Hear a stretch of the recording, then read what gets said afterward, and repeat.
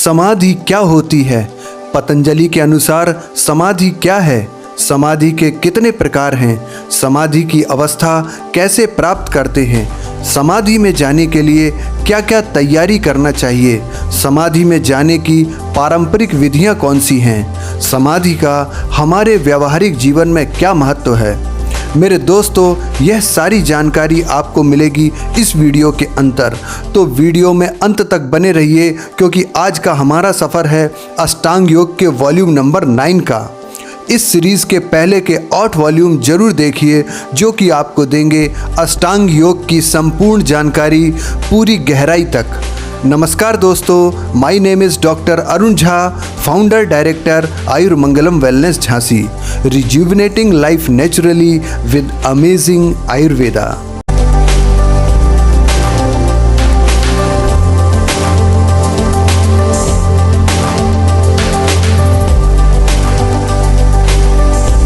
समाधि क्या होती है? तदेवार्थ मात्र निर्भासम स्वरूपम समाधि, न गंधम न रसम रूपम न च स्पर्शम न निस्वप्नम नात्मानम न परस्यम च योगी युक्तः समाधिना।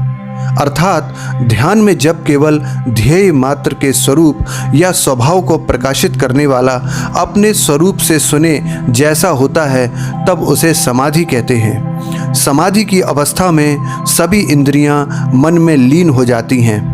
व्यक्ति समाधि में लीन हो जाता है, तब उसे रस, रूप, गंध, शब्द इन विषयों का ज्ञान नहीं रह जाता। उसे अपना पराया, मान अपमान इत्यादि की कोई चिंता नहीं रह जाती। ध्यान की उच्च अवस्था को समाधि कहते हैं। हिंदू, जैन, बौद्ध तथा योगी आदि सभी धर्मों में इसका महत्व बताया गया है। जब साधक ध्येय वस्तु के ध्यान में पूरी तरह से डूब जाता है और उसे अपने अस्तित्व का ज्ञान नहीं रहता, तो उसे समाधि कहा जाता है। पतंजलि के योग सूत्र में समाधि को 8वां अंतिम अवस्था बताया गया है। समाधि के बाद प्रज्ञा का उदय होता है और यही योग का अंतिम लक्ष्य है। आइए चलते हैं समाधि के प्रकारों की ओर। समाधि समयातीत है, जिसे मोक्ष कहा जाता है। इस मोक्ष को ही जैन धर्म में कैवल्य ज्ञान और बौद्ध धर्म में निर्वाण कहा गया है। योग में इसे समाधि कहा गया है। इसके कई स्तर होते हैं। योग में समाधि के 2 प्रकार बताए गए हैं, संप्रज्ञात समाधि और असंप्रज्ञात समाधि। संप्रज्ञात समाधि वितर्क, विचार, आनंद और अस्मितानुगत होती है। असंप्रज्ञात समाधि में सात्विक, राजस और तामस सभी वृत्तियों का निरोध हो जाता है। भक्ति सागर में समाधि के 3 प्रकार बताए गए हैं। पहला भक्ति समाधि, दूसरा योग समाधि, तीसरा ज्ञान समाधि। शैव मार्ग में समाधि के 6 प्रकार बताए गए हैं, जिन्हें 6 मुक्ति कहा गया है। पहला शास्त्री यानी ऐश्वर्य, दूसरा सालोक्य यानी लोक की प्राप्ति, तीसरा सारूप अर्थात ब्रह्म स्वरूप, चौथा सामीप्य यानी ब्रह्म के पास, 5वां साम्य यानी ब्रह्म जैसी समानता, 6वां लीनता या सायुज्य अर्थात ब्रह्म में लीन होकर ब्रह्म हो जाना। समाधि के 2 प्रकार। पहला संप्रज्ञात समाधि। वैराग्य द्वारा योगी सांसारिक वस्तुओं के विषयों में दोष निकालकर उनसे अपने आप को अलग कर लेता है और चित्र या मन से उसकी इच्छा को त्याग देता है, जिससे मन एकाग्र होता है और समाधि को धारण करता है। यह संप्रज्ञात समाधि कहलाता है। असंप्रज्ञात समाधि, इसमें व्यक्ति को कुछ भान या ज्ञान नहीं रहता। मन जिसका ध्यान कर रहा होता है, उसी में उसका मन लीन रहता है। इसके अतिरिक्त किसी दूसरी ओर उसका मन नहीं जाता। दरअसल यह अमनी दशा है। संप्रज्ञात समाधि को 4 भागों में बांटा गया है। पहला वितर्कानुगत समाधि, दूसरा विचारानुगत समाधि, तीसरा आनंदानुगत समाधि, चौथा अस्मितानुगत समाधि। पहला वितर्कानुगत समाधि। सूर्य, चंद्र, ग्रह या राम, कृष्ण आदि मूर्तियों को किसी स्थूल वस्तु या प्राकृतिक पंचभूतों की अर्चना करते करते मन को उसी में लीन कर लेना वितर्क समाधि कहलाता है। दूसरा, विचारानुगत समाधि। स्थूल पदार्थों पर मन को एकाग्र करने के बाद छोटे पदार्थ, छोटे रूप, रस, गंध, शब्द आदि भावनात्मक विचारों के माध्यम से जो समाधि होती है वह विचारानुगत अथवा सविचार समाधि कहलाती है। तीसरा, आनंदानुगत समाधि। आनंदानुगत समाधि में भी विचार शून्य हो जाते हैं और केवल आनंद का ही अनुभव रह जाता है। चौथा, अस्मितानुगत समाधि। अस्मित अहंकार को कहते हैं। इस प्रकार की समाधि में आनंद भी नष्ट हो जाता है।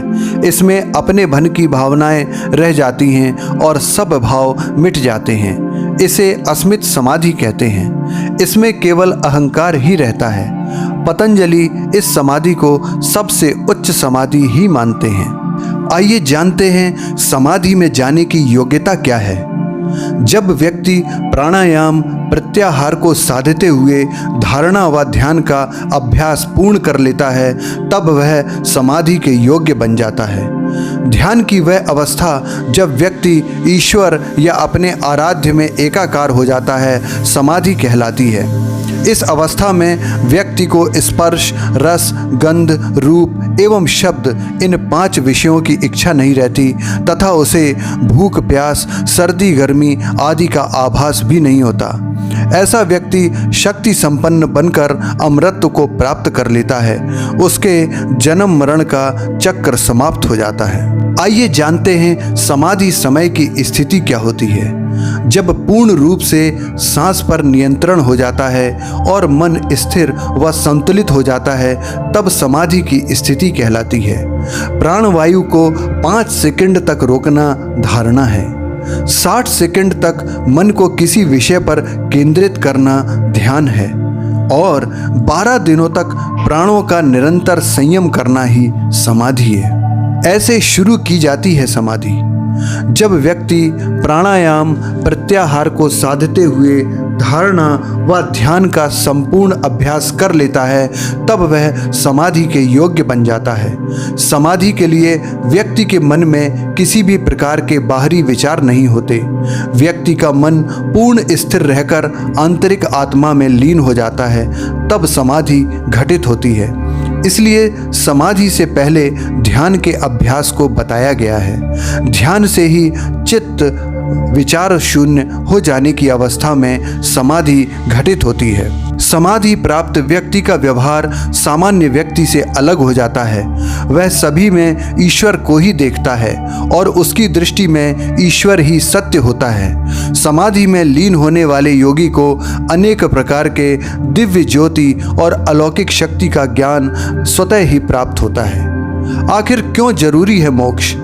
शरीर के जन्म और मरण के चक्र से बाहर निकलकर स्वयं को कहीं भी किसी भी रूप में अभिव्यक्त करने की ताकत और सच मानो तो इस ब्रह्मांड से अलग रहने की ताकत।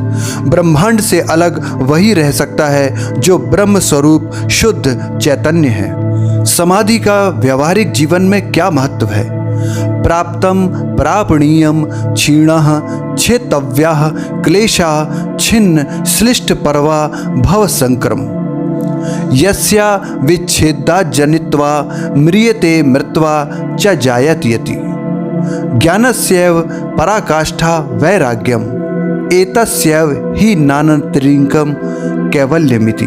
अर्थात ज्ञान की पराकाष्ठा ही वैराग्य है।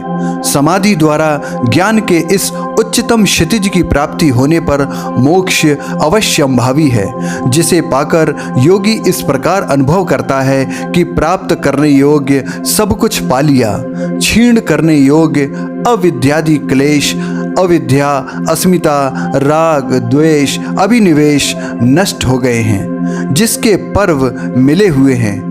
ऐसा भव संक्रमण यानी एक देह से दूसरे देह की प्राप्ति रूप संसार का आवागमन छिन्न भिन्न हो गए हैं, जिसके छिन्न भिन्न होने से प्राणी उत्पन्न होकर मरता है और मरकर पुनः उत्पन्न होता है।